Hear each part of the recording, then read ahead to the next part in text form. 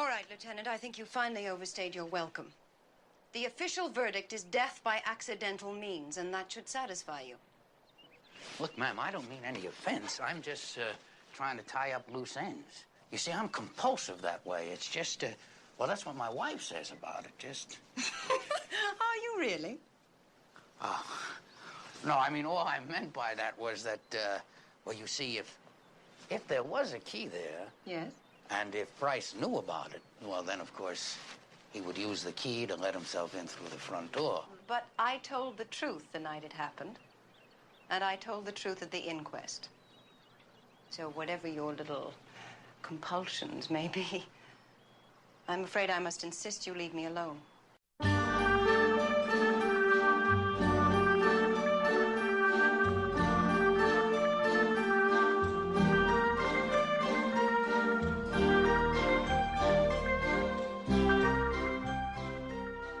And welcome, Columbo fans. This is not Steve. Well, no, it isn't, because I'm Steve, and that is Sean over there on the other Howdy. side of the microphone. Howdy. I just came in from a long vacation. I know we haven't recorded in quite a while, actually. This is our first recording of 2020. Yes. But I just came in from a nice little vacation from Palm Desert. Very dry. Very dry. A lot of old people with little dogs. Oh, yes. Yes, Yeah. I've heard about that. Yeah. Mm-hmm.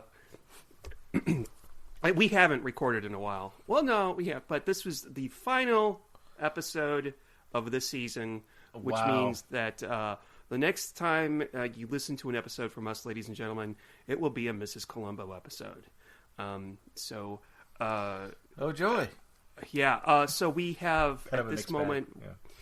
we have after this episode, 4 Columbo episodes remaining, which makes me kind of sad. But we got exciting news after 4, as we get closer, of course. Yeah. So this is the last... We're going to talk about Lady in Waiting, folks. This is the last female Columbo murderer that we're going to cover. And she's also the last that we've covered living Columbo villain. Yes, she's still alive, I think. Yeah, as are a small handful of women that were murderers, and I don't know, there was a couple guys, but yeah, she's very well and alive. Susan Clark, of course, plays our murderer in this case. Hey, have you seen Susan Clark in anything? Yes. Well, the only thing that I'm familiar prior to this episode was she played in Webster, where she played the slave owner. I mean, the adopted mother to Webster, which for weird reasons called her ma'am, which was very kind of... Are you serious? Yeah. Was that with Richard Mulligan, or was it Robert Mulligan? The husband? No, it wasn't. It was a different guy, with an old guy with white hair. It was her husband, and they adopt him, right? Yeah, and I think that was her husband in real life too. Oh, really? Okay. Yeah, but he was he was like a football player, but that's as much as I know about that. But yeah. And she also played a character in a movie that I've never seen, nor do I ever want to see it. She played a character named Cherry Forever in Porky's. In Porky's. What? Okay, well, I haven't seen Porky's since I was like a high school teenager. Yeah, that's probably the only time anybody wants to see Porky's is when they're a high school. There's only a few scenes, if you don't mind us going off into this little rabbit trail here. The only scenes that I remember from Porky's, I know they made more than one, was the scene where a girl was asking this one guy why they call him meat, and he was going to show her. And then the other scene was guys who went into, I guess the plumbing wall for the girls' gym room shower. Yeah. I don't remember anything else besides that. I think watching that, I'd be really uncomfortable. I don't think it would have aged well. I could be wrong, but I have not seen it since then. So. That and the movie Meatballs. Which is the movie my mom and dad went to go see on their first date, which is irrelevant. But so her brother is played by a gentleman named Richard Anderson, who died about just 2 years ago at the ripe old age of 91 or 92. Wow. And you may know him from a movie that I have never seen, from a movie called Forbidden Planet, in which he played a character named Chief Chief Quinn. Fascinating. So he was in that with Leslie Nielsen. Okay. He what? Leslie Nielsen. Oh, Leslie Nielsen is in that as well? Yeah. Oh, that's an interesting connection. Yeah. And the lady, I know we're getting into like characters and stuff that the lady who plays their mother is also played Cary Grant's mother in a classic scene in North by Northwest. Just pay the $2, Roger. Anyway, that was what I always remember her saying. So she's always borrowing money from the poor. Nice. Okay. So we're the episode starts with Beth Chadwick, played by Susan Clark, like you mentioned, and she is sneaking into her brother's bedroom, Bryce, to steal his house key. Mm-hmm. Now we don't know why, but apparently Bryce is a light sleeper, but he does not catch her in this scene. But we cut almost immediately to the next morning, where they're having breakfast outside. I would like to have breakfast like that every morning. Wouldn't you? Me too. Yeah, with a newspaper out in front in the garden with toast or a crumpet or whatever the heck they're eating. Coffee poured from a silver thingy. I don't know what it's called. I mean, breakfast that it would probably get cold by the time your butler brought it out to you because you're sitting way off in the garden. His name is Bryce Chadwick, which, you know what? If you say, well, there's this guy named Bryce Chadwick, I picture like a really hot fraternity guy. No, this man is a very unpleasant individual.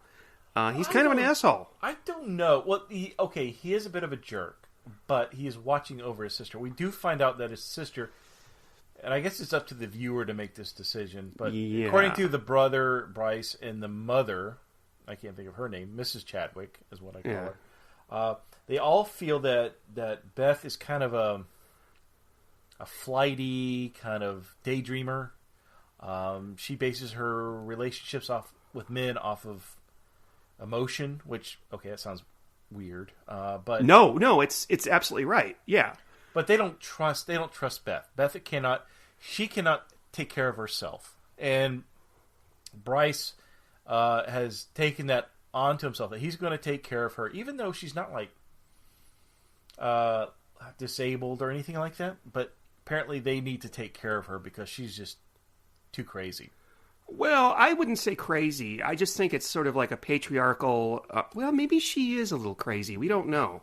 Yeah, I think there's something to her, obviously, but we'll get to that. She's dating this guy named Peter Hamilton, played by Leslie Nielsen, who is an attorney for Bryce's advertising firm. And it's nice that Leslie Nielsen's in this for more than like the first 5 minutes. I love that. Yeah, because he's good in it. He's really good in it. Yeah. And they don't approve of him because they think that he's a fortune hunter and he just wants her for her money. And there's a really mean thing that he says to her that I think really hurts her feelings.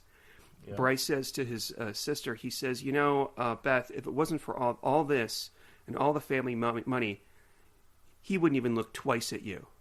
Which I never thought about it, but that's like basically saying you're not even good looking. You're not. Yeah, you're not interesting. You're not attractive.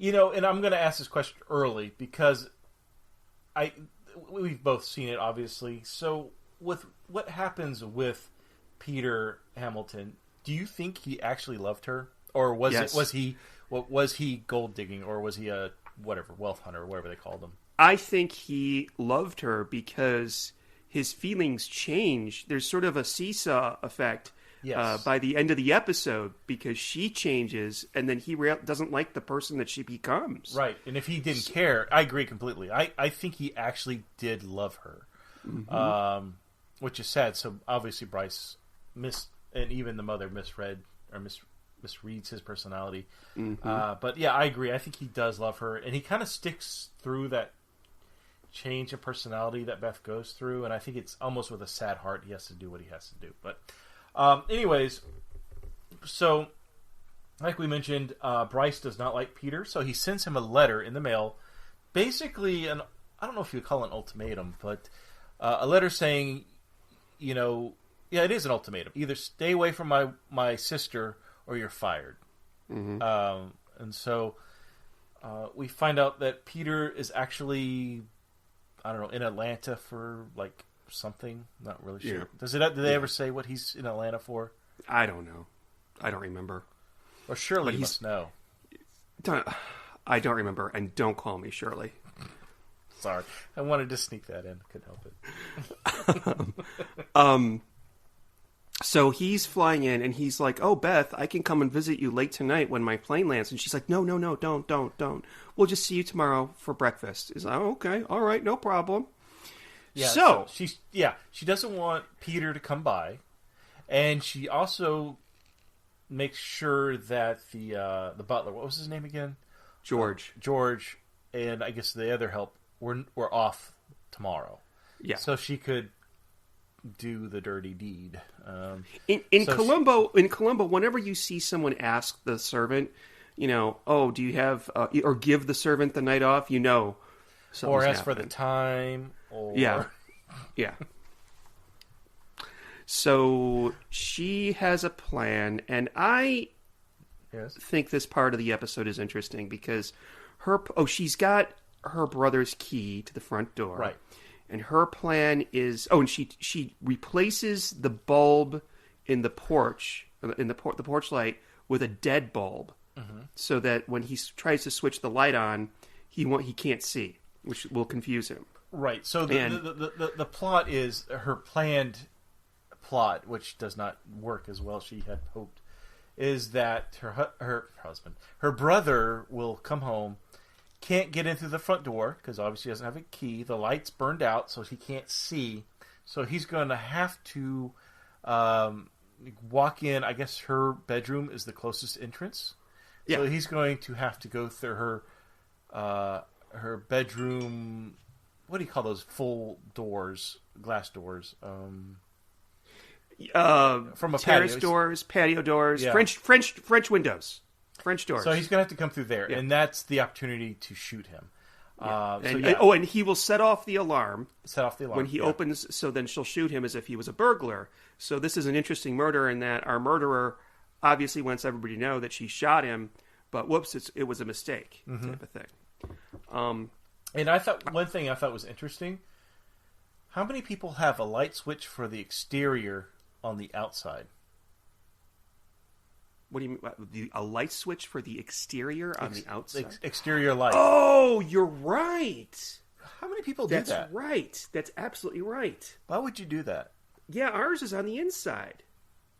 Because if you're a killer, you're like, oh, I'm going to turn the light off. So they Of course can't see me. you're going to turn it off, right?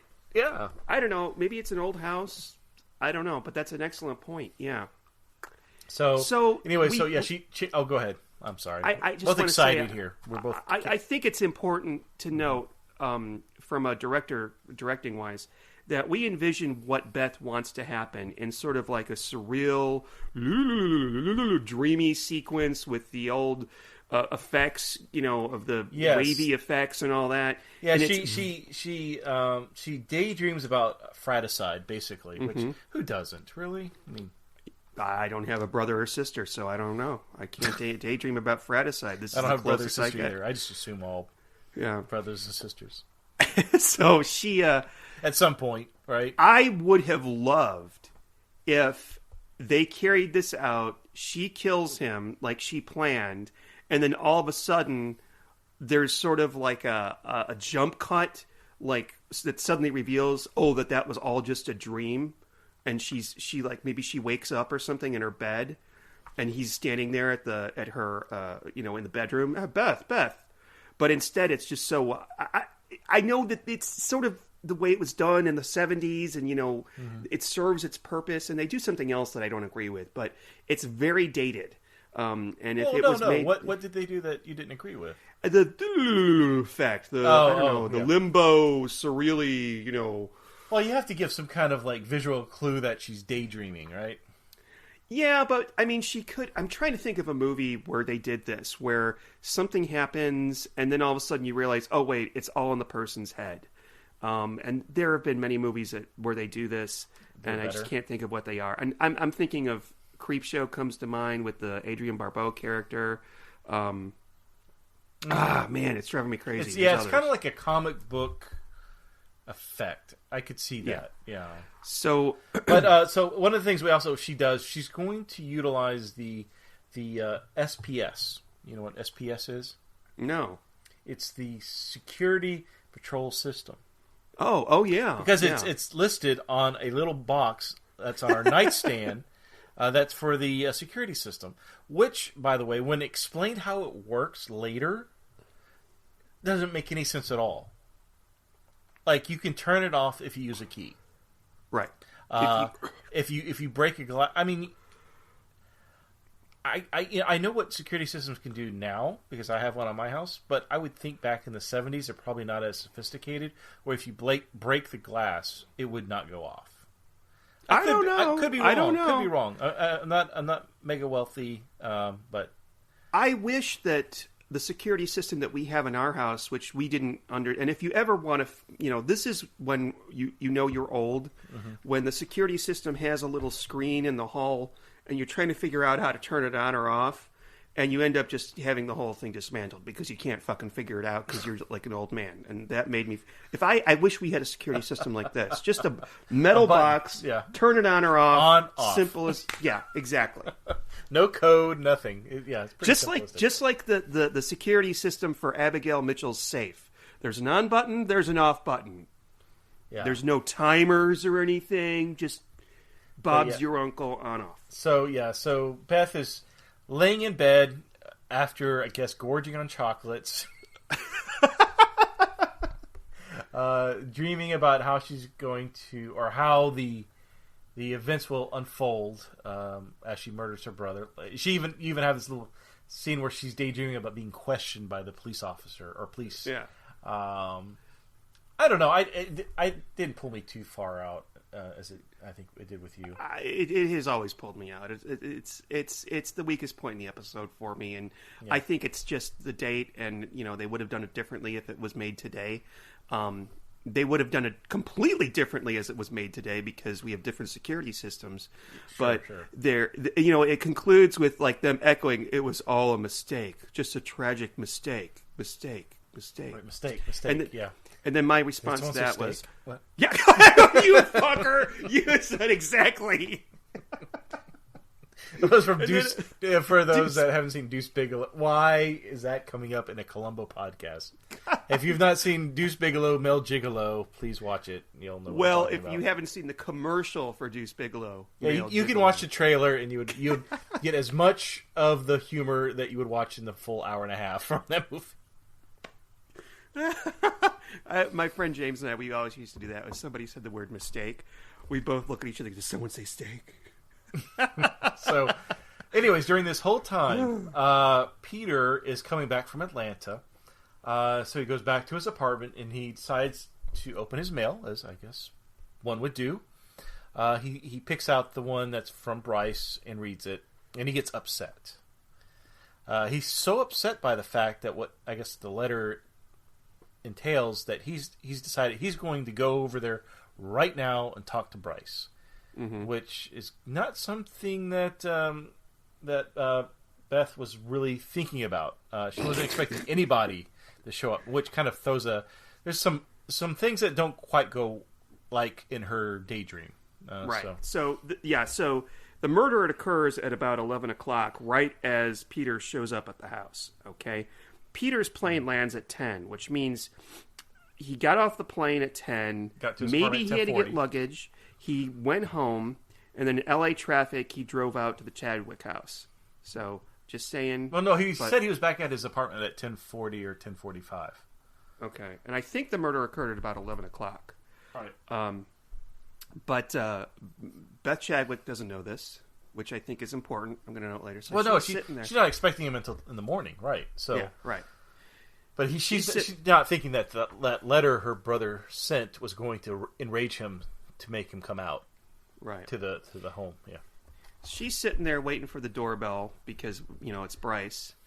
Wait, does he ring the doorbell? I think he does. He does. And she's sitting there waiting for him to appear at her bedroom door. Right. And unbeknownst to her, he appears at the other door from the inside of the house. Right, because there was a spare key, like as one would do, have a spare key in the potted plant.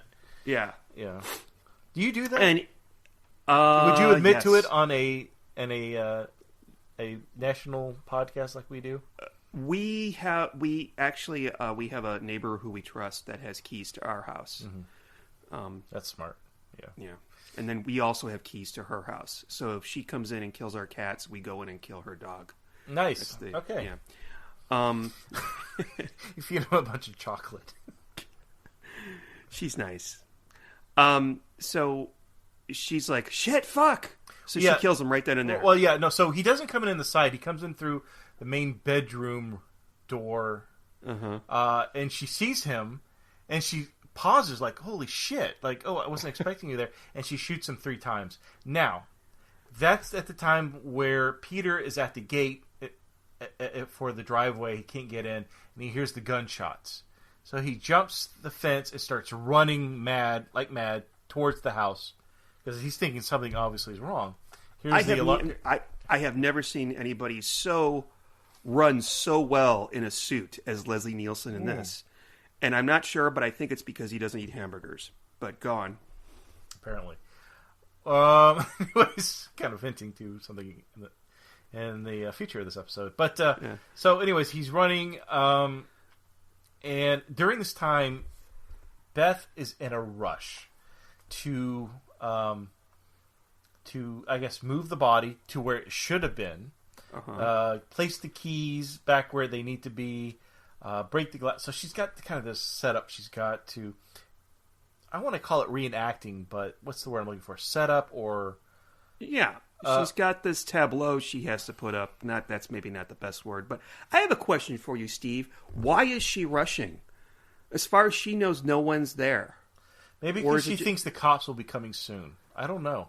But while she's doing all this, the doorbell rings, and it's Peter at the front door. And she freaks out super bad when the doorbell rings, and I wish that they did not show Peter running up to the house, because number one, it makes it easier to solve at the end, and number two, it would have been a great surprise for the audience, because the audience could be like, who the fuck is that? Oh my god.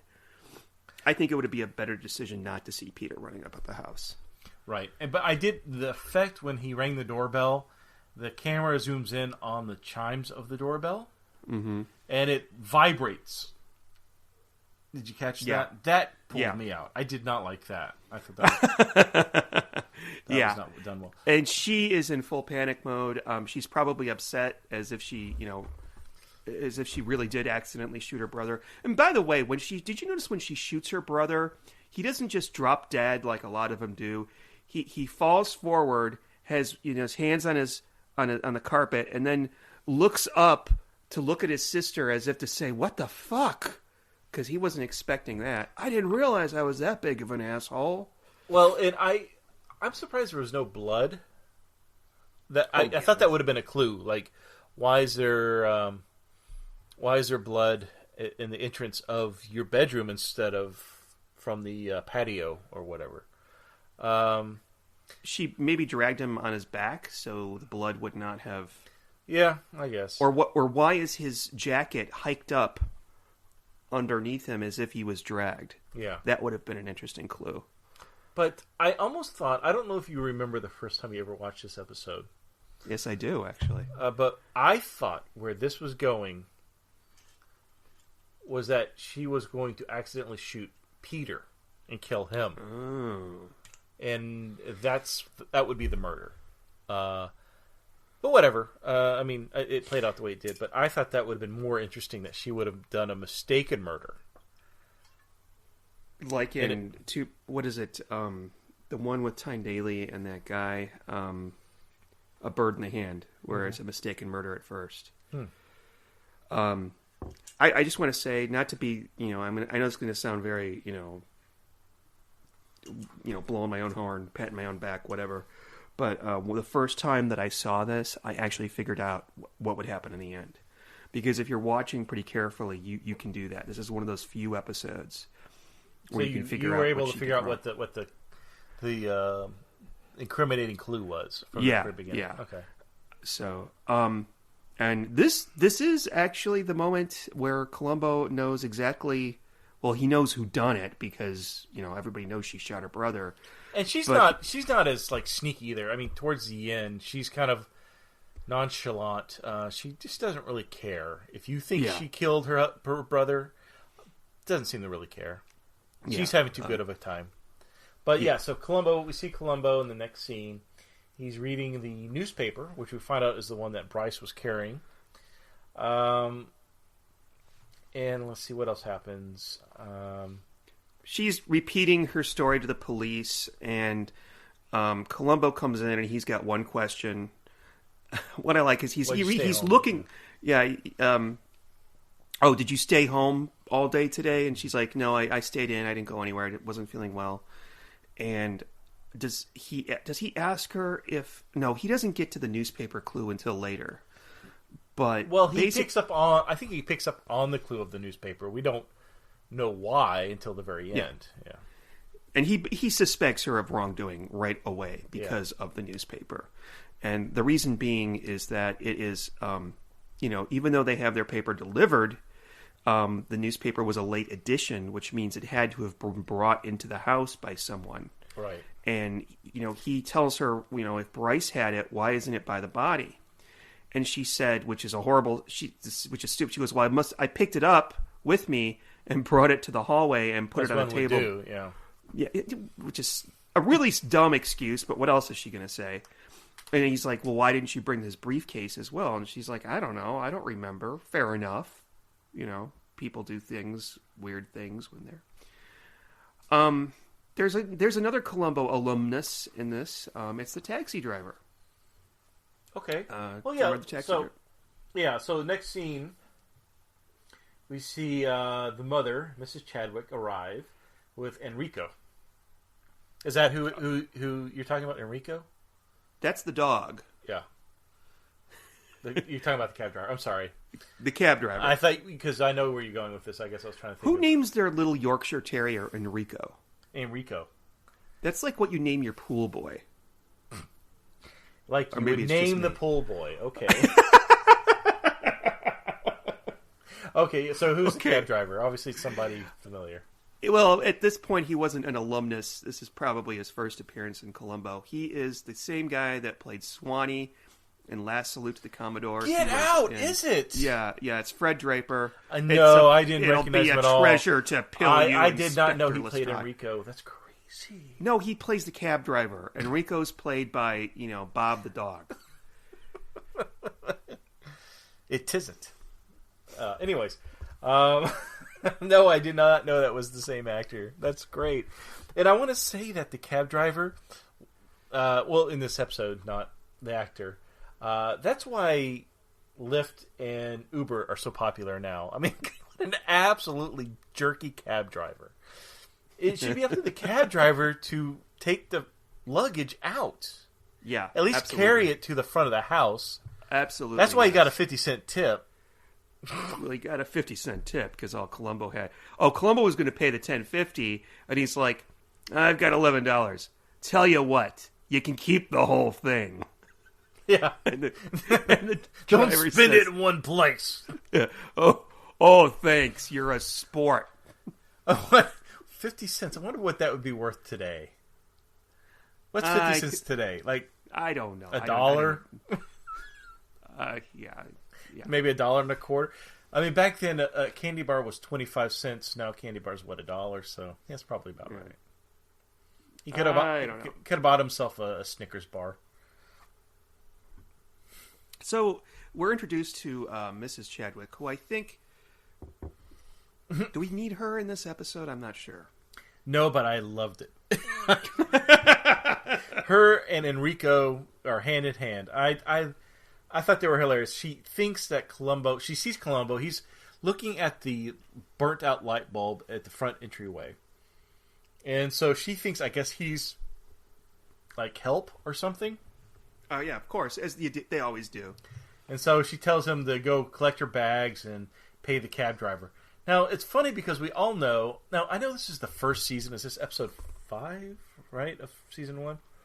Yeah. I don't quote me on that, but yeah. I don't know if it's established yet, but from watching as many Columbos that we've watched to date with this podcast, he's notoriously cheap. I mean, who eats chili and a hard-boiled egg out of their pocket, right? I mean, that's somebody who has a lot of money.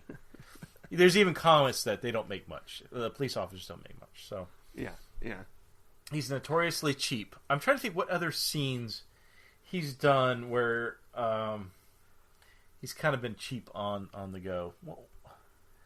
There's the scene where he's at a fancy restaurant to meet somebody, and he finds out that like chili and an iced tea is $6. Oh, right, yeah. But yeah, he's not someone who will splurge on himself. So I'm sure he wasn't happy about paying that taxi cab. But anyway, so he brings the luggage in, and he introduces himself to Mrs. Chadwick, or the mother. As you know, he's with the L.A.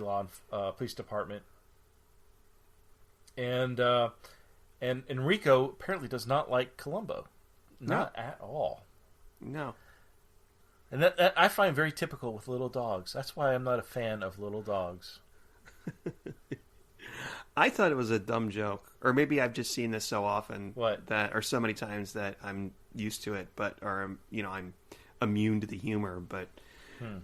What is the funniest thing about the sweetest moment with the dog though is that he says, "Oh, you know what? I brought along a little treat for you. It's been in my pocket for days." And I'm like, "Oh, that's sweet, Columbo. That's nice to give the dog. You were thinking of the dog and all that." Although it looks like what he gives him is a stick of gum, but probably what it was. So this is when Columbo says something like, it's like, that little monkey or something like that. Oh, yeah. And the mother says, Enrico is not a monkey. He's a purebred. I'm like, oh, God. One of these people. So Columbo's like, I know that. It's just a saying. I'm just trying to, like, lighten the mood up because your dog was about to bite me, you bitch. No, I don't think he would say that exactly, but probably. The room that this scene takes place in, I think it's the identical set that they use in the next episode with Roddy McDowall. I thought the Roddy McDowall one was before this. Was it after?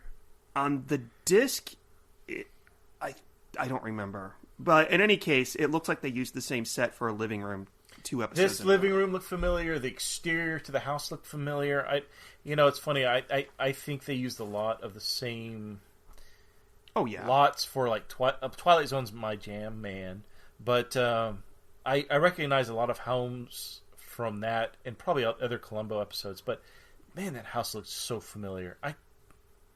I think it may have been the same home in Try and Catch Me with Ruth Gordon. Really? I wasn't thinking that one.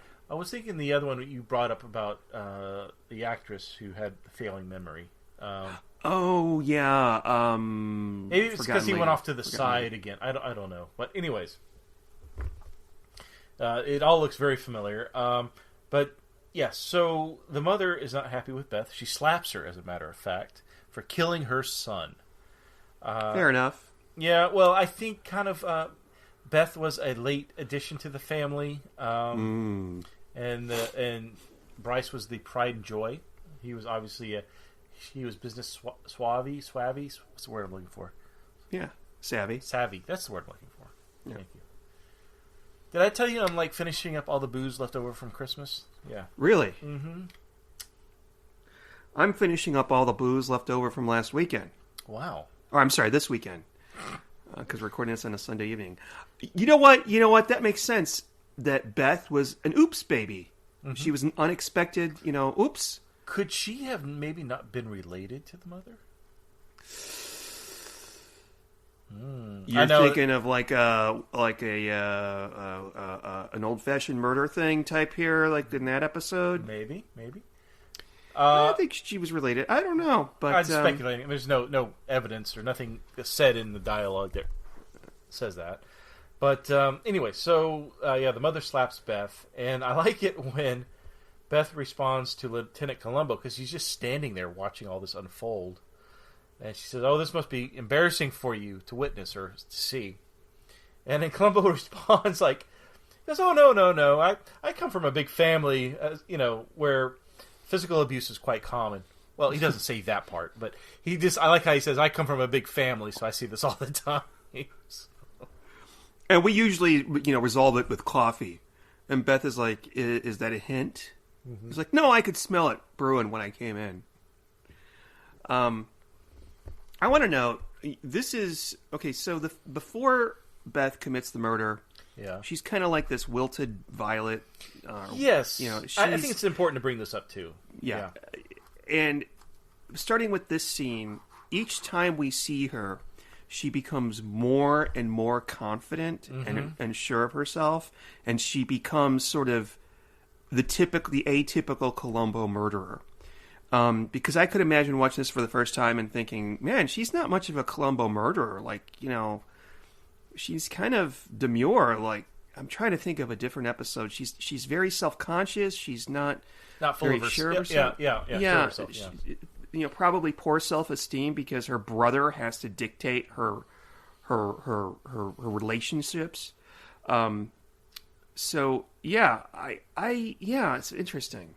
And this is when we learn that the mother moved out of the home. She's been living in Palm Desert. I don't know where that is, but but she moved out after her husband died, and it's never brought up.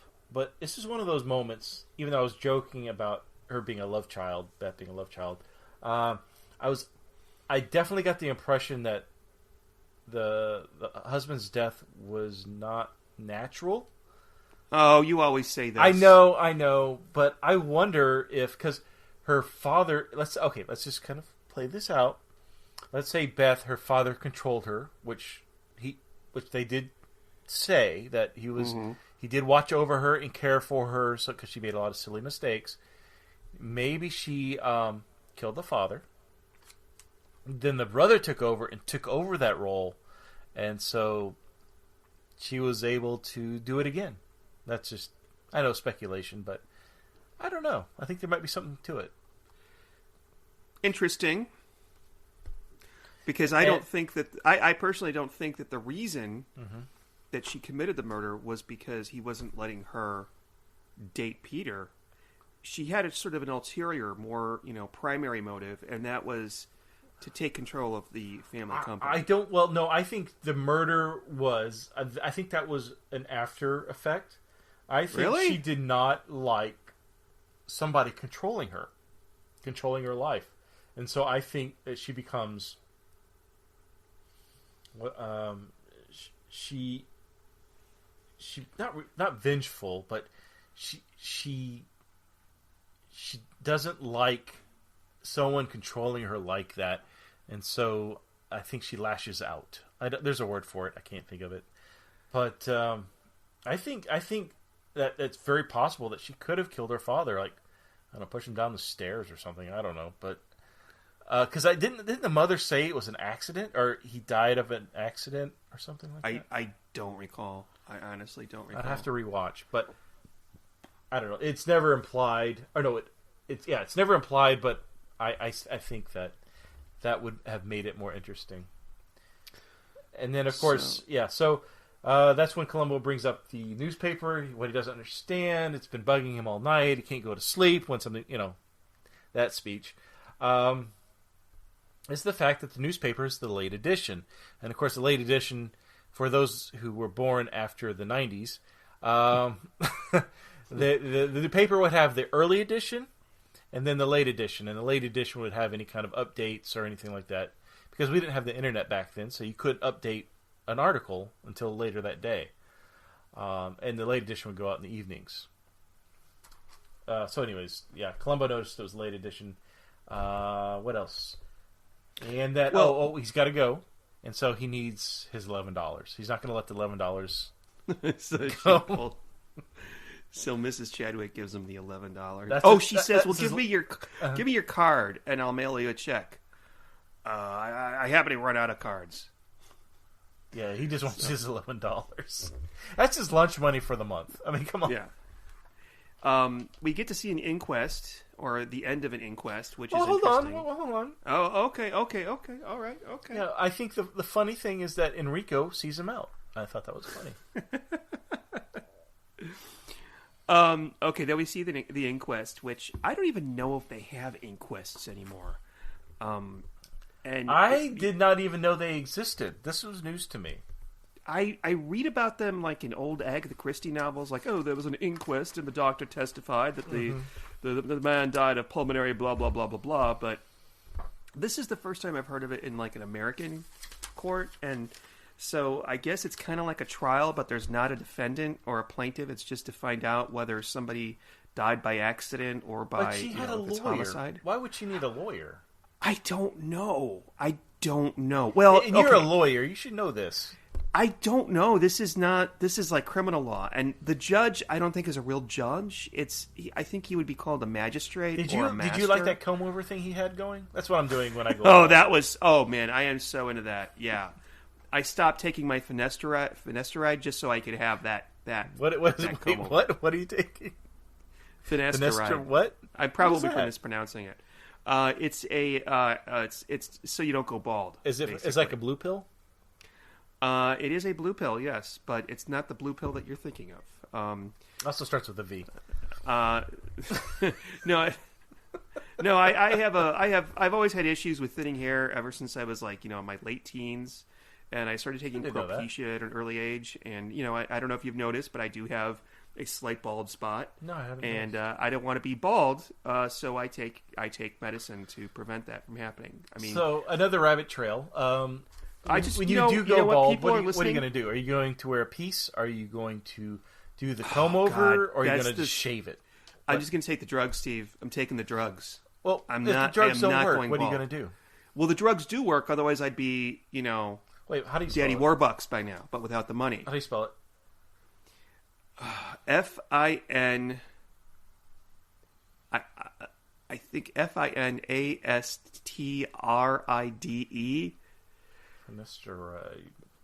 And it was originally it's a prostate drug, and then people realized it regrows your hair, so then they remarketed it as Propecia, and now Propecia is like $60 a month, so the doctor just gave me I'll prescribe this to you, and it's a prostate drug, so you won't because my hair is thinning, and so I am. Well, I would. You know what? There's nothing wrong with going to your doctor and asking about that. So, because I'm not going bald. I mean, I will do the fat thing. I'd rather be fat than bald.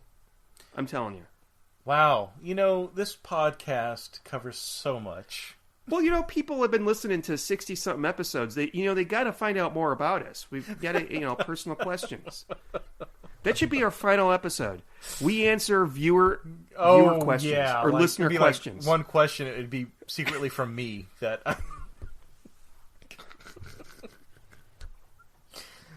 Okay, so I'm sorry. Okay, during the inquest, they rule that it's death by Beth accident. wants to treat the jury. Why would there be a jury?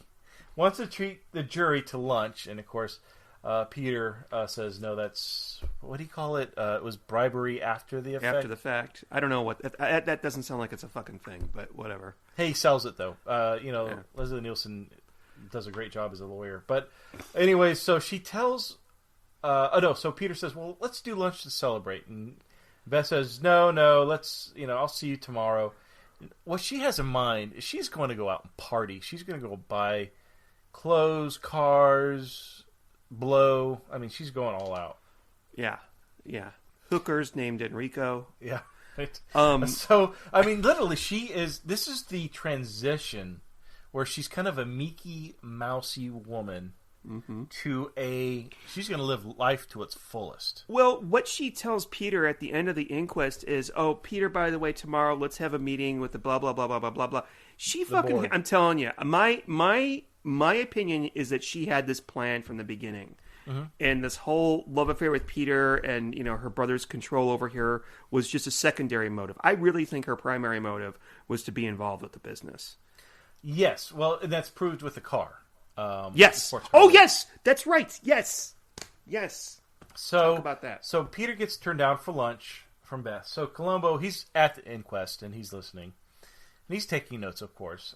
So he goes up to Peter and invites him out to lunch at the local Sonic. Which I find interesting. This was the episode I referenced many podcast episodes ago. I said, Columbo said, I think it was in Last Salute to the Commodore. It was like season 5 or something. Mm-hmm. He says something like, "Oh, this is the first time I had the top down." Not true, because in this episode from season 1, what was it, episode 5? He has the top down. And this was the episode I was thinking of, where he took Leslie Nielsen to Sonic. Which is not Sonic, but I immediately thought the same thing. Right. It's one of those. It's a hamburger joint where you pull up and they come out to you and. What do they call? Are those drive-in restaurants? Drive-through restaurants? I don't know. I don't know. They put a little tray on your not windshield, on your window, your rolled down window. Right. They put it on your. Never enjoyed. So I'm going to Sonic tomorrow, by the way. That sounds like fun. I was just going to say I don't like eating in my car, so I don't like that. But yeah. Hashtag just saying. Okay. So he invites Peter out to lunch. And he kind of has a an honest and a frankly quite, I think, interesting conversation with Peter about what he thinks and what's his relationship with Beth, and By the way, every time you say Peter, I immediately start thinking you're talking about Peter Falk, but it's not. You're Peter Hamilton, the character. Right. Would you rather I call Leslie? Would that be easier? Leslie and Peter. I don't like that name, Leslie. I just don't like it for a man.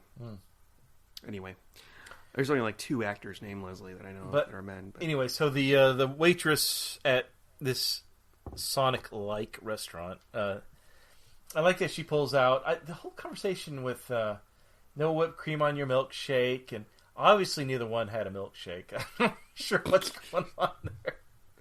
I would have thought that Columbo would have put whipped cream on his milkshake, but. And their hamburgers look so boring. It's like a standard McDonald's hamburger. Not even that. It looks worse. It does not look attractive. Well, Peter didn't eat any of it. No, he took a couple of bites. And it's... No, he didn't even take one bite. He took it out. He did. Opened. Are you sure? Yes. Wait, we're talking about Leslie Nielsen as Peter, not Peter Falk as. Oh, sorry. Yeah, no. Leslie Nielsen never took a bite, but yeah, Columbo did. Yes. Columbo presumably finished his whole thing, and he basically tells Peter, I think her brother's death is the best thing that ever happened to her. Yes. Which we get to the car. She ordered a car, a fancy blue sports car,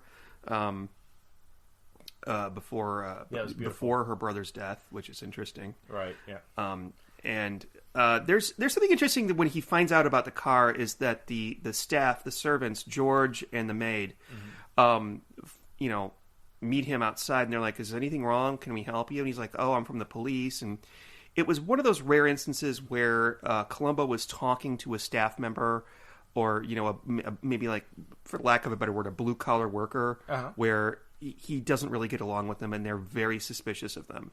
Really? What makes you say that? I didn't pick up on that at all. Well, he goes off and walks around to Beth's room. He walks across the grass. He's looking at his shoes.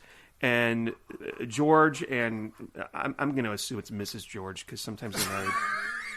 I'm Mrs. George. Well, it just seems like, to me, like in a movie, whenever there's just a butler and a maid or a cook, they're married. Just like the couple in Forgotten Lady. Right. Played by Maurice Evans and that pretty blonde lady. Boy, did he get lucky, huh? But that made no sense to me. That was the most farcical thing about that whole episode. Why did she marry that old man? What? Hey, you never know. Well, obviously not for the money, but you never know. Right, not for the money. You know what? The only way he would have gotten that, maybe he's like, "I'm going to take us to America. We're going to get citizenship." She's like, "Okay, yeah, I'm in." Okay. I cannot think of any other reason. I really... Maybe Dr. Zaius rocked her world. You never know. Oh my God. Because he played Dr. Zaius. So the servants tell Columbo that she's having her hair done at Eugene's, so he's got to go to her. And this is the biggest transformation we see of her. Beth goes from the first time we see her from this little mousy, not much makeup, just kind of like okay, and she's gorgeous by the time she's done with her makeover at the salon. And by the way, cameo of Mike Lally in the salon right before Columbo leaves. He walks across the lobby carrying a statue or something. Interesting. I think it's interesting that Susan Clark, when I was more familiar with her from Webster, and then seeing her in this episode, of course, she is a beautiful woman. And I'll be honest, I don't know if it was just the sign of the times from the 80s, but with that short cropped haircut she had in Webster, that was not attractive. I even remember back when watching that show, when that first aired, I did not think she was a pretty woman. But when you look at this episode, she was. It was just that hairstyle. Why did she decide to go with a short haircut like that? It did not look good on her. That's what was going through my mind, I guess, when watching this haircut. Looked good on her. She was great. And if I may say, she accentuated her breastises. So so we see a little bit more of those. I'm just saying, she wears a tighter. She shows up later on in a boardroom scene with an outfit that I find questionable. But yes, that was very weird. But yeah, so like you said, Columbo. George tells Columbo that she's at Eugene, so he goes there. Did you see another character that was in a future episode of Columbo that was in this one? Oh my God. As soon as they show the outside, I'm thinking, Steve is going to be thinking of what's his name from Old Fashioned Murder. Daryl, that's right. Daryl was not a full-fledged stylist. He was only in charge of pedicures. I don't know if you saw him. He was in the very back corner on the right of the screen, kind of blurred out, doing some old man's feet. Can I just say you shouldn't have carpeting in a salon or a barber shop. Did you notice that? Why? Because he has to vacuum it. What? Yeah, well, it's easier to guess sweep so, it. But if you cut someone's hair, you've got to clean up the area before the next customer comes in, and there's going to be hair on the floor. So you're going to vacuum that? So you're constantly going to have vacuums going. Oh, there was carpet is what you're saying. Yeah. I didn't notice that. Just like the carpeted bathroom in a couple other episodes that we saw. I thought it was funny when Columbo walks into the salon. He's got a cigar. And the receptionist is like, "Sir, you can't go in there with that cigar." And he's like, "Why not?" "Oh, well, the aroma is going to clash with," I don't remember, whatever the perfume or what have you. I think she just said the aroma will clash. Yeah, and he's like, "Well, I just lit it." So he just hands her the cigar, and she's there stuck with a lit cigar, not knowing what to do with it. She's just holding it. I thought that was funny. So Beth goes. He meets Beth. All right, we'll move on. I'm just trying to. I mean, this episode is going to be as long as the actual episode of the show, which is okay. But it's interesting because there's so much to talk about with this one. But yes, he brings Beth back to her house, and he notes that in order to walk from the front door to her French doors to her bedroom, you'd have to walk across freshly cut grass because the murder occurred, I think, on a Thursday, and the gardener would have cut the grass. But there was no grass clippings on the bottom of Bryce's shoes. All right? So she's like, well, that's very interesting. Well, maybe the grass fell off on the carpet. And he's like, no, we didn't find any of that. And he also points out that they're in the potted plant in the front porch. And I think this clue is kind of dumb. I can't see this, actually. There's like a fossilized imprint of something that was kept in the plant, in the pot. Which is, I don't buy that. I think if there was an indentation or the mark of a key underneath the pot, that would make more sense. I can't see. Why would you put the key in the pot? I you put it underneath the pot. Because if you put it in the pot, then there's a good chance you could lose it. Because people who take care of the plants tend to move the pot so that certain parts of the planet are facing the sun and so on. Yeah. Yeah. And it's at this point too that Beth tells Columbo, like, after this, she goes, "Okay, you've asked your questions. The inquest is over. I did not kill my brother. Go away. Leave me alone. You are no longer welcome here." Yeah. Which is funny because this will not be the first time she tells Columbo this. I don't know if that's a fault of the writers or what, but yeah, this is the first time she says that, and Columbo's like, "Okay," does that kind of. Oh, when he barges into the boardroom when other people are there, she can't. But yeah. But yeah. So I'm sorry. Go ahead. Can we talk about the shopping scene where she's out with Peter shopping for clothes? Yes. I wish I would go shopping more often with my wife if there was a pool table in a bar. Absolutely. Where did that yes. go? What a great idea. That is a wonderful idea because that is one of the most... Because my partner likes to shop for clothes. I hate it. Mm-hmm. In fact, he just buys me my clothes. Otherwise, I'll just be wearing graphic T-shirts and blue jeans all the time. But yeah, totally. And you know what? It's good business because if your husband's drunk, he's more likely to say, "Sure, no problem." Right. And may I say, the clothes that she puts on are damn sexy. She gets sexier. Yeah, that little purple number? Wow. Yes, exactly. Yes. She gets sexier and more confident with each scene. It's really good. It's really on behalf of the actress and the writers and the director this character transformation. But the thing is, Peter doesn't like it. Yes, so this is the first where we see Peter. He's not really happy with that transformation. Mm-hmm. And I almost feel if Columbo didn't solve the case, I would say that Peter, the lawyer, not Falk, would be next on her Black Widow list. Mm-hmm. I honestly feel like, because he obviously liked her as, I'm not saying that he could control her, but maybe it was... He liked, maybe, number one, he felt like he was rescuing her. Number two, maybe he liked little mousy, demure girls. Yeah. Everybody's got a type. Yeah. So, anyways, we go to the boardroom where Peter has set up this meeting with all the, no, not the VPs, all the managers within this marketing business. You know what? I think it might be the board, but no, it's not the board because she threatens to fire the one guy. Right, but it's a meeting in the boardroom, and she promotes Peter to VP. And then announces immediately after that their engagement, which upsets Peter immensely because one, he says later it's something like it's extreme nepotism.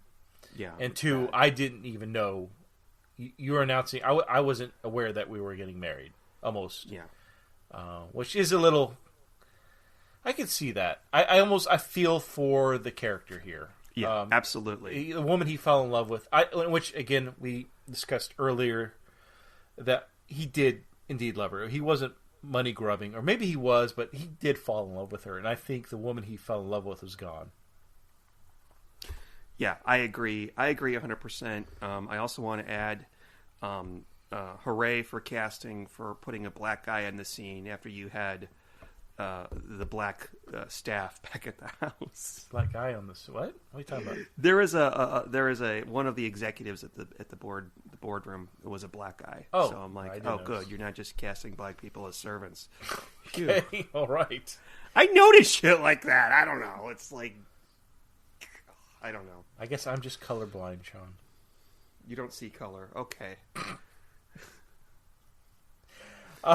Anyway, so the mother, we found out, has the majority stake in the company, but I like that when she tells the board, like, hey, this is how we're going to start doing things. We're going to we're going to drop our low accounts. We're going to build in more higher echelon, higher paying accounts, and work on our marketing for ourselves. And I thought it was funny that the Frank, I think, was one of the board members, said, like, well, we can't do that. We don't have personnel to do that. We're at maximum capacity. and she didn't want to hear it. She's and I think at least I work for companies that have been in that scenario, where but I thought that was fascinating, to say the least. And the mother was like, I don't agree with this. I'm the majority shareholder. Mm-hmm. And basically Beth just, tells her to shut up. Tells her, well, you're old, mother, so your opinion doesn't really matter. And her mother takes it and says, before she slaps her daughter, she blames her for the death of her son, and now the mother's subservient to Beth. She says, as you wish. I'll listen to you now. Uh-huh, it's very interesting. Yeah. And then Columbo shows up. Well, hold on. Yeah, he shows up with treats for Enrico. Enrico still does not like Columbo. And I gotta say, I'm going to say it early before we do our review, Enrico steals every scene in this episode. I love Enrico. Okay. I hate to break it to you, Steve. Enrico looks like he's going to attack Columbo.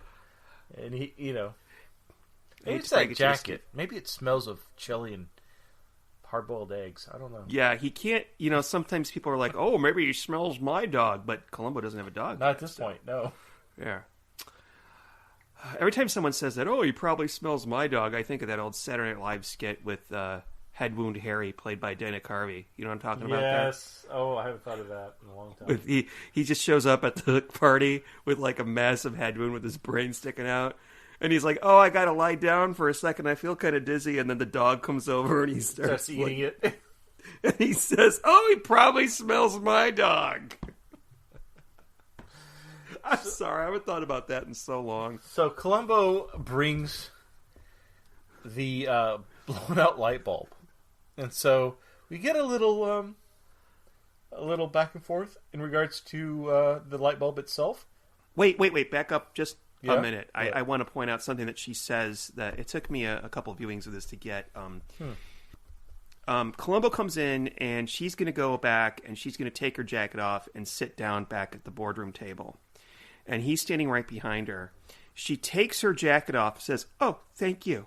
Right. And then pulls out the seat by herself and then sits down and says, oh, thank you. Because she expects Columbo to, number one, help her out of her jacket. I thought, now I was writing in my notes and listening, I thought he didn't pull the chair out for her? He didn't. He didn't help her out of her jacket. So she was being sarcastic. Why? Oh, thank you. And then she, sits down. Oh, thank you. Like, she's actually I being thought really bitchy. He actually did those things, and I just missed it. No, he didn't do it. Because he's a normal person. Maybe that's a thing. I mean, I'm sorry. Unless it's like my grandma and, she's 92 and she's having trouble putting on her jacket, I am not going to go to a lady and help her out of her jacket because it's not 1925 and I'm not in a Fred Astaire movie. And I also don't hold out chairs for ladies that are, and we live in the South. I don't hold out chairs for ladies who are younger than me because they probably, unless they have they get mad. No, they get mad. Nowadays it's not. And done. Then they me too you. So yeah, exactly. And then you can't work anywhere anymore unless you're a football player that kills dogs. Then you're given a nice cushy job. Wow, let's. No, thank you, ladies and gentlemen, I have some very, to the political very, confab. very, very strong opinions. Mm-hmm. Yeah, put out a couple of tweets. Your creative career is ruined. Kill dogs. It's okay. Come on back to the NFL. Anyway, so Columbo brings this light bulb to the light bulb that was in the front entryway or the outside of the home, and says, "Well, it's weird because this light bulb is burned out." And he starts going over, usually light bulb lasts so many hours, and I'm like, holy shit. I'm like, should I be writing this down? But it's funny because he's talking. I don't know if he's trying to throw Beth off where he's going with this to kind of confuse her. But he's like going on how many hours a bulb should be lit, and 100-watt light bulb does this, and if you leave it on 8 hours a day, like I do. But no, pretty much what he's saying is the light bulb was clean. Well, if a light bulb has been outside this long, there should be gunk and dead bugs. And hey, I don't like changing out the light bulb because of that. Hey, amen, brother. I hate changing the outside light bulb because I get covered in dead gnat bodies. And I get it, but I just thought it was funny. You started like going into how many hours a light bulb should last and stuff like that. And she says, well, maybe the servants cleaned it. And he said, well, yeah, but if they cleaned it, then why didn't they clean the area around? And who cleans a light bulb? Exactly. I mean, have you looked at George? George is not that interested. No, he's not the type to go up on a ladder and work on a light bulb. So he's old. George is old. Yes. Hell, I'm too old to go up on a ladder. I get vertigo. If I was the butler there, I'd be like, screw you, Beth. I'm not doing that. Yeah. I'm the fucking butler. I watched Clue. I'm head of the kitchen and dining room. Fuck you. Clean your own fucking light bulbs. Let the gardener clean the fucking light bulbs. Fuck you. I don't know. I think George was the gardener too, and he was like carrying around like roses and stuff. I don't know. Oh, true that. Yeah, that's cheap, true. That cheap bitch. So we're so gonna get like thrown off this network. Anyway, no, we don't belong to a network. We're just on our own. So what I love is that after Columbo's done with his thing, he leaves. And I want to bring you back your light bulb, ma'am. And she loses it. Because we all think he's going to ask her. She threatens Columbo. Like, I'm done. I don't want to see you again. The inquest is over. If I see you again, I'm going to get you fired. So Columbo he turns around, dejected, starts to walk away. He turns around like he's going to say, oh, just one more thing. But before he even can say it, she goes, no more questions. He's like, no, here's your light bulb. Yeah, your broken light bulb. And after he leaves, she's talking to Peter, and she fucking loses it. Yes. Like, I've never seen a Columbo murderer lose it. She throws the light bulb at the wall. It breaks. I mean, she's just, She's done with Man, that. she's had it. She's losing it. She's like, I'm in control. He's making me not in control. And then she more or less breaks up with Peter. Well, no, Peter, I think, more or less says, I didn't like what you did, promoting me like this, and then the announcement of our engagement without consulting me first. I didn't like that. And then she says a line, I'm trying to remember, something like, maybe my brother was right about you. And, yes, that's and it. it was like, holy jeez, what? That's horrible. So anyways, Peter, the lawyer, decides he's going to drink his sorrows away with some old fashions. That's got to be what that was. Yeah, I think that's likely. It was on the rocks. It was the same color. Yeah. As a lawyer does. With pretzel sticks. Now, I've never been to a bar that had pretzel sticks as the snack. Have you? No, but it is a great bar food. I mean, I've had pretzel popcorn, sticks. I've had peanuts, and they were Mr. Pretzel sticks, if you look closely. I don't know what that is. They've got the Mr. Pretzel. He was like this man made out of pretzels. He looked kind of Blair Witchy. Was he like Mr. Peanut? I would say he was probably a cousin of Mr. Peanut. He probably the same company, quite frankly. I've never heard of Mr. Pretzel. Interesting. Google it. Look at images. I'm Mr. Pretzel. Hold on. Yeah, I think he had a little sailor's hat on him. Meow, meow, meow, meow, meow. Meow, meow, meow, meow, meow. I'm booting up my computer.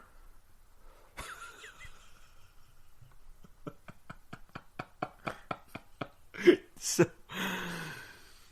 all right, so everything's paused. Okay, did you see? He looks like Steve from Scoops Ahoy, except he's a pretzel, but he wears that same sailor hat, I think, if memory serves. No, he's not coming up in my Google search, Sean. I think you're making this shit up. Okay, I swear to God there was a Mr. Pretzel, and he was on that box of pretzels. But I'll tell you, if you were drinking and you had that big vase of pretzels in front of you, that's an evening right there. I'm just seeing like pictures from malls with Oh, there he is from Nabisco. You see it? Oh, yes, he does look. He's from Blair Witch.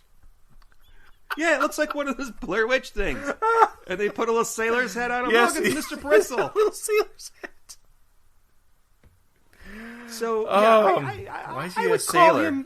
I would call him the unofficial, cousin of Mr. Peanut. I mean, he's a pretzel. He's not a peanut, but yeah. So, anyways, Peter's not too happy. Goes to the bar, and that's where Columbo kind of has a come to Jesus moment with Peter. That's a nice term. I like that term. Yes, I do too. And basically, Peter says, "Do you really think Beth killed her brother?" And Columbo looks him dead in the eye and says, "Yes." I mean, he's not lying. I think it's funny because Columbo has been like following Peter. He even says, how come you happen to be in this bar that I'm in?" And he even says, "I think you're following us." And Columbo never confirms that, but I honestly think he is. Mm-hmm. Mm-hmm. And it's interesting. He also says, "Columbo, what are you doing here?" And Columbo, I don't know. Yeah, I was wondering why they were in the same bar because this is not the type of joint that Columbo usually goes to. And he's enjoying the transcript from the inquest. Which why? I don't know. But we also find out a little fact about Mrs. Columbo, which, as what you may be surprised I'm about to say, Sean. I think Mrs. Columbo was an actual character in these early seasons. I think it was in the later seasons that I start to question.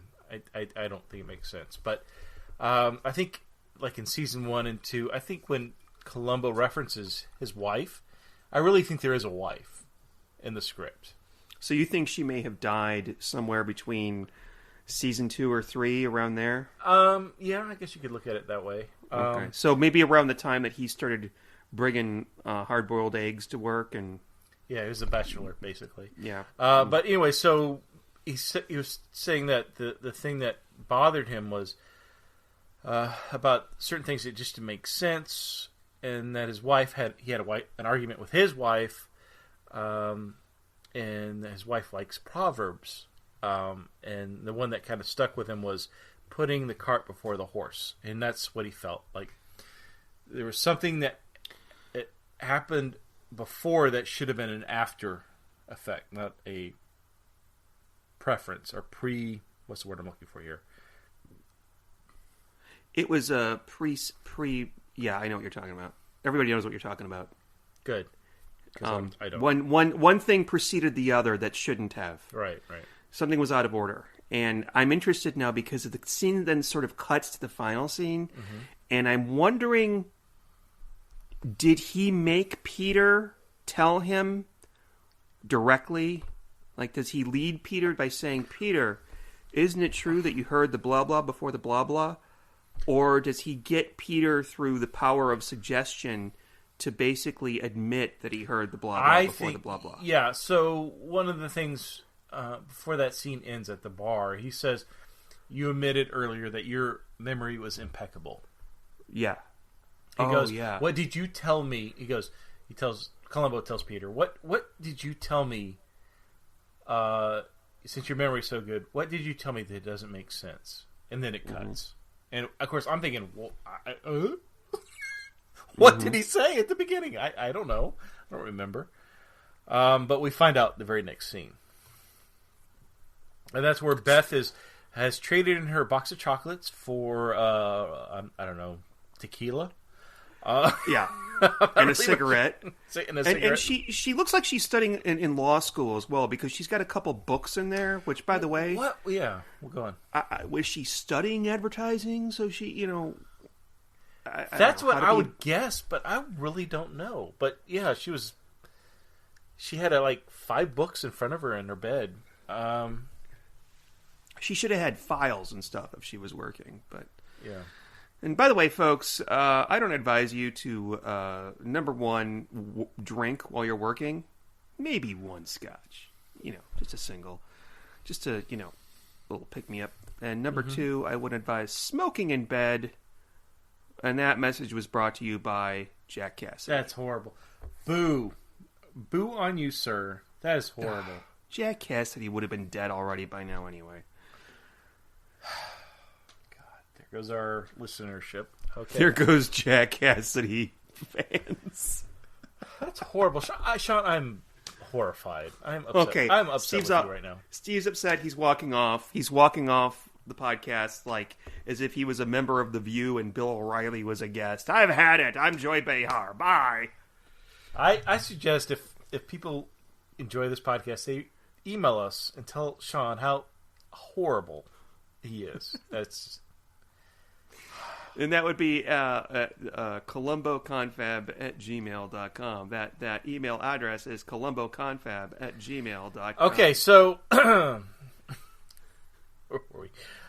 So we hear a knock at the patio, and Beth is getting ready to set off the alarm. She pulls her gun out, and she realizes, oh, it's got to be Columbo. Who else? Columbo is trying to trick me. He's trying to get me to trip up.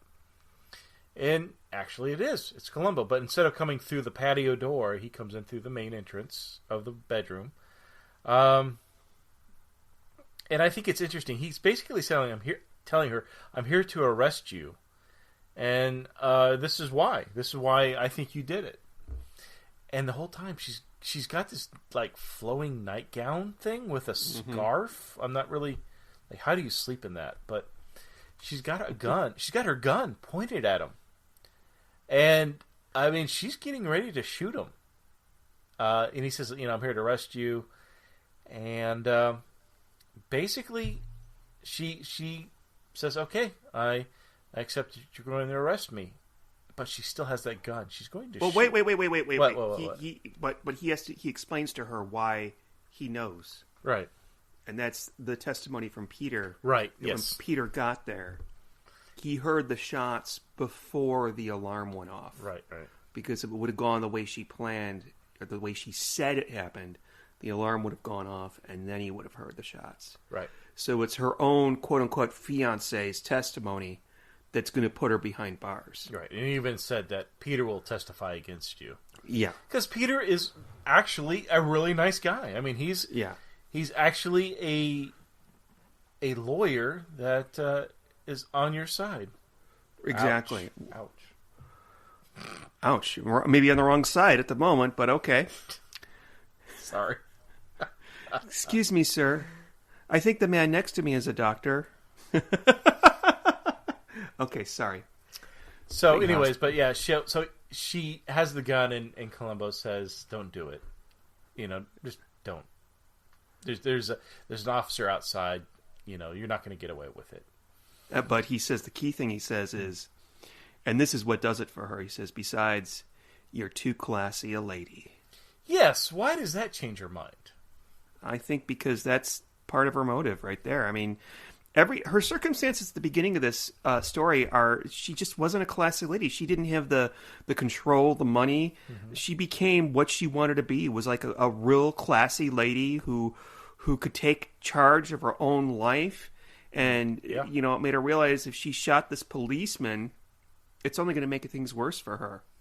Not to mention, I think she can probably get a lawyer to get her out of this. By the way. Okay, so that's as we discussed. Do you think she will serve time?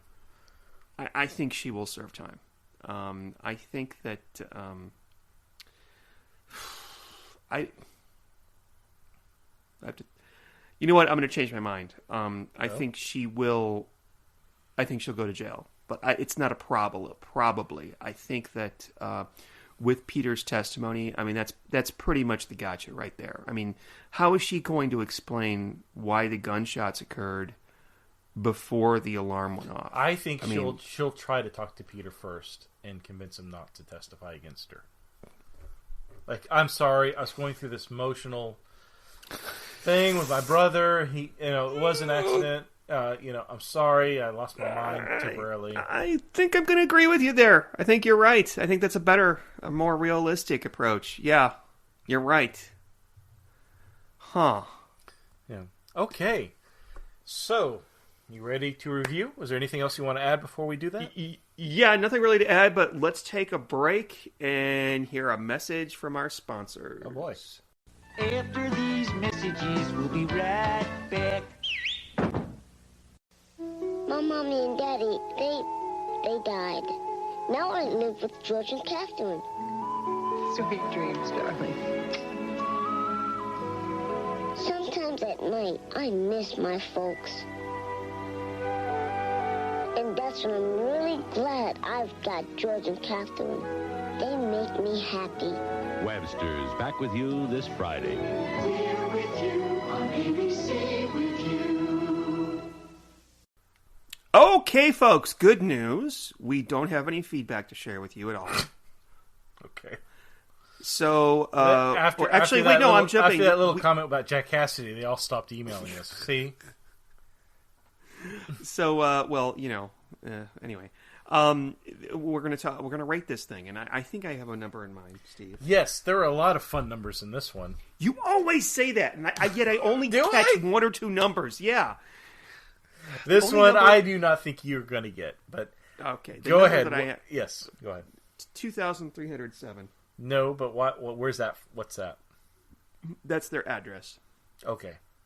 Any other guesses? 3, because that's the number of times she shot him. That's good. That's closer to where I was headed.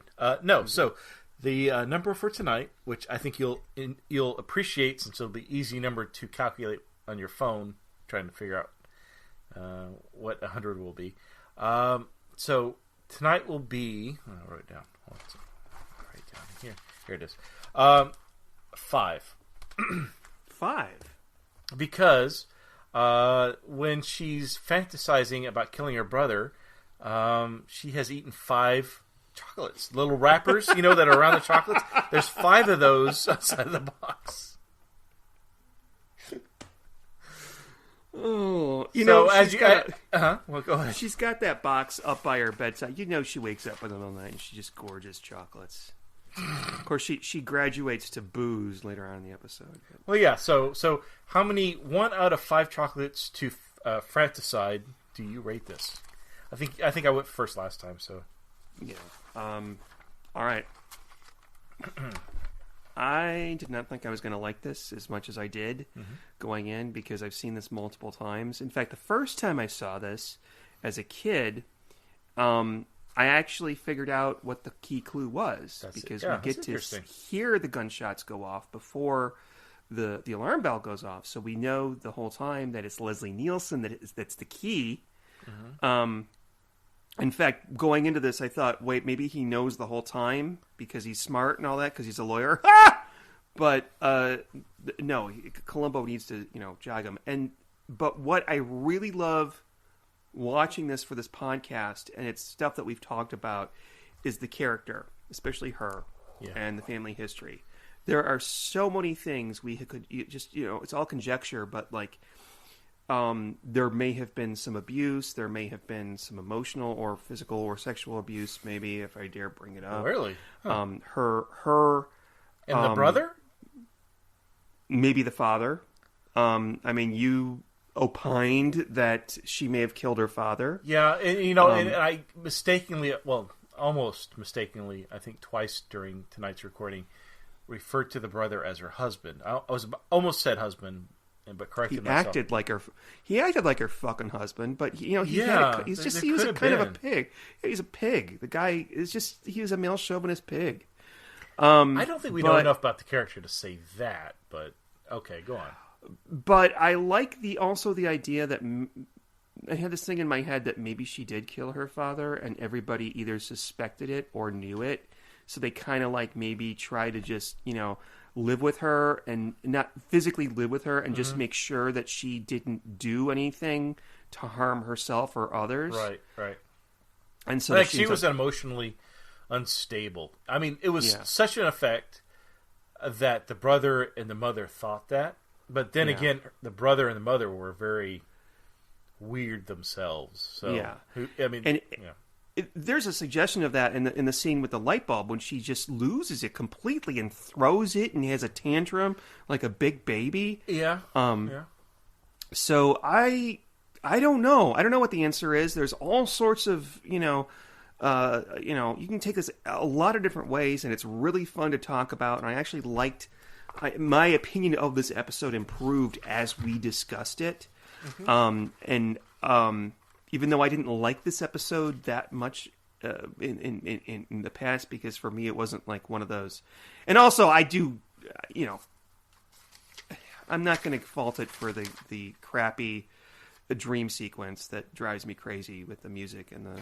I like that because if it worked out, that's how it should have happened, and so that's how spectacularly it bungled up for her. That threw her off. I like that. If this was being made in 2020 and they did that way, you'd be like, "What the fuck is this? What the fuck is this garbage?" I don't know. But I'm gonna give this a 4.5 out of 5. I thought this was a really strong, tight, excellent episode with good writing, good characters, good acting. Everything was there. Nice. And I I'm not gonna give it a 5. Excuse me, but I pretty much like this. I think that this and it's what's really interesting is that this episode is about an hour and 10 minutes long. They did this so well. And it's Stephen Bochco, by the way, who wrote it. It's so well done for something that isn't a 2-hour episode with commercials. And it does have a little tiny bit of padding. I think the scenes with the mom but that's all characterization. And maybe the boardroom, but again, characterization. But I still enjoyed watching her become, this little mousy girl into a fucking beautiful, Cherry Forever that she played in Porky's, even though I'm not even sure. Was she a prostitute? I have no idea. I remember there was a prostitute in that. I wonder if that's. I don't know. I'm not. Maybe I'm not watching it again. So late at night, just Google Cherry Forever Porky's. And, maybe you and Eric Escamilla can cover that in your podcast. No, we're not going to cover that shit. Okay. All right, so 4.5. That's pretty good. That is, yeah. Interesting. Okay, so I liked this episode quite a bit. I'm going to list my positives. I liked that. Well, one. Let's start from the end. I liked at the end when Beth was going to shoot him, and he tells her, you're too classy of a lady, and he tells her to go change. I like that he leaves the room, goes outside to light his cigar outside the patio, and he's obviously shaken because he thought he was going to be shot, and I love that. Yeah. You didn't talk about that, but it's absolutely right. Because we don't see any policemen right outside the door. I think it was just him that was there. Yeah, but he was obviously shaken, and he's over there smoking, thinking, "Oh Jesus!" I mean, yeah. But I like that about this episode. This episode seemed to me, and maybe I've never noticed it before in previous Columbos, but this episode had a lot of interesting transition scenes, where you saw one scene where Columbo. He's driving his car through L.A. and he's just driving. He's smiling. He's enjoying. And it's just a 5-second scene in between the next one. But it's just Columbo. He's having a good time. He's driving. You see another scene where he's talking to Peter at the bar, and there's just a when he's telling Peter, I think Beth killed her brother, and there's just silence. They're looking at each other, sizing each other up, just with staring, and that's enjoyable to me. You really get to feel the characters. The scene at the Sonic that we joked about, not really a Sonic, where these real scenarios, and the scene is allowed to breathe, and I really like that. You're absolutely right, and it's something that the 70s show had that the 90s show did not. Yes. I can think of a couple scenes from the 90s show that were allowed to breathe, but for the most part, it ended with a joke or a cliche or something like that. It never ended seriously. And we were talking about, kind of the pre-talk show we do every episode. We can just kind of catch up with one another, and I was talking about a new film. And it seems like now entertainment with TV shows and movies, things happen so quick. there's no time for that, and I really appreciate when I see it that we see these characters, that you get to see them be human. But anyways, so I really enjoyed that. It made it very enjoyable. I thought the score was incredible. Oh yes, absolutely, yes. I'm glad you mentioned that. Yeah. I liked I like seeing Beth transition from this mousy person to somebody who was going to grab life by the horns, so to speak, and I enjoyed that transition. I thought the actors were great. We had Leslie Nielsen. I thought he was perfect. Susan Clark. She was great. The mother, I can't think of her name, but it was just outstanding performances all around. And we didn't have any of the standard tropes of dog. I mean, we had the car, which, by the way, the car looked immaculate in this episode. I don't know why. What else? I just thought that the cast was wonderful, well acted. It doesn't seem like the trappings that would make me love this episode that I would normally want. Like it wasn't somebody famous. No, I know that Susan Clark, she's a famous actress, but she's not famous to me. She's not somebody I would watch this episode for. And back then, I don't think she was that much. She's more famous now than she was then, which is interesting. But you usually you have William Shatner or Robert Culp or something like those are like, oh yeah, I gotta watch those. Those are the best. There was none of those. The only thing I'm trying to think, what was negative about this episode? You didn't mind the dream sequence. I didn't. No, I liked the dream sequence because it was showing in her mind what she thought how it should play out, and it did not. It did not go like she wanted. I like that. I like seeing how the murderer thinks it's going to go until they run into Columbo. Columbo's kind of that wrench in the works. But I really like this episode, and again, it's not something I thought I would really enjoy. So yeah, did you watch it before watching it for this podcast? I have seen it before, yes, but still very enjoyable, very rewatchable. Absolutely, it stands up really well under a microscope. Watching it casually, it's. I've never really enjoyed it that much, but watching it for this, I enjoyed it much more. And also, I have to admit, I listened to the episode of Just One More Thing, and they really liked it. And somebody that they guested on that show picked this episode because they said, I like her in this. I like the character. Yeah. Because she kind of has depending on what you think her motive is, whether it's because she wants to be with Peter or whether she wants to take control of the company, she's extremely likable. She's sympathetic. Her brother is an asshole. I think, I don't know about the sympathetic thing, but she is a fascinating character. Yeah, she's probably. Oh God, she makes for one of the most complex. I mean, come on, look at Patrick McGoohan is Patrick McGoohan, except for Patrick McGoohan is playing Patrick McGoohan. Robert Culp is playing Robert Culp. Yeah. I mean, those actors, they're so great, they don't have to play a character. They're playing themselves. Yeah. With the exception of Patrick McGoohan in By Dawn's Early Light. Okay, I'll give you that.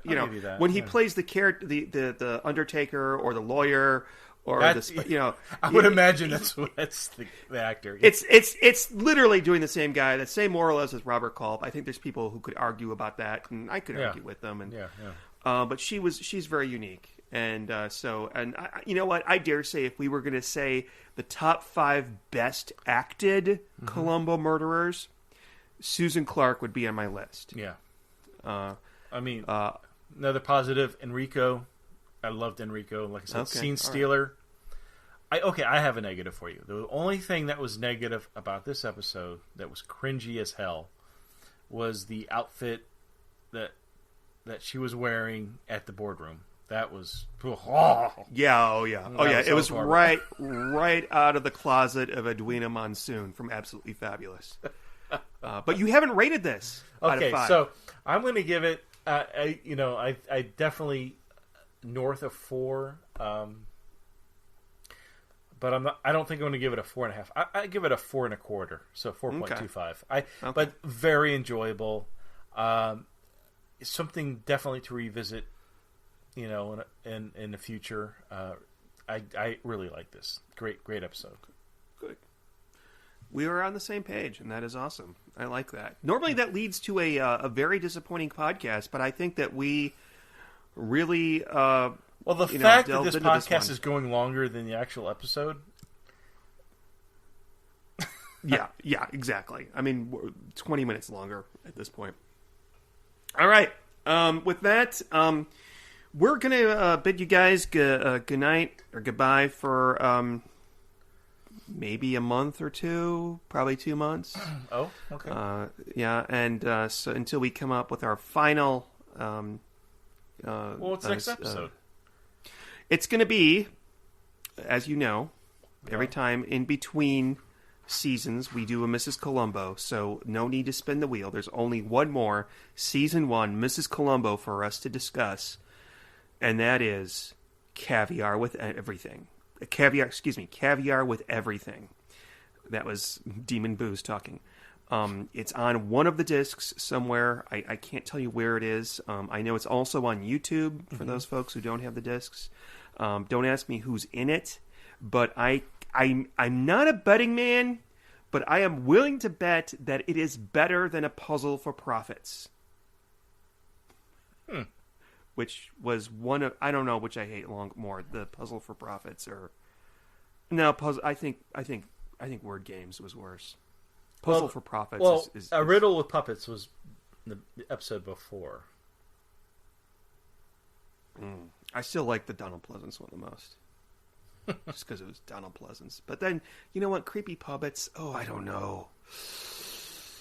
You know what? I remember watching Caviar with Everything a long time ago, and I remember relatively enjoying it. And I remember it was the first Mrs. Columbo episode I watched. Really? And I remember thinking, it's not that bad. Why did they cancel this show? I didn't see the others yet. So, holy cow! Okay, well, good to know what you're thinking early. All right, Sean. Say goodnight. Good night, everybody. Say goodnight, Steve. Good night.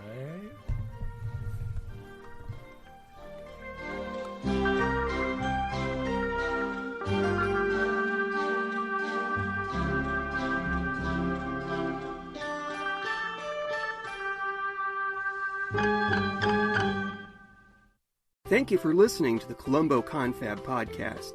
To email us with a comment or question, write to columboconfab@gmail.com. Follow us on Twitter @ColumboConfab, and look for us on Facebook. If you're enjoying the show, please leave us some happy reviews on iTunes. I love clues. And the Oscar goes to... And the Oscar goes to... And the Oscar goes to... And the Oscar goes to...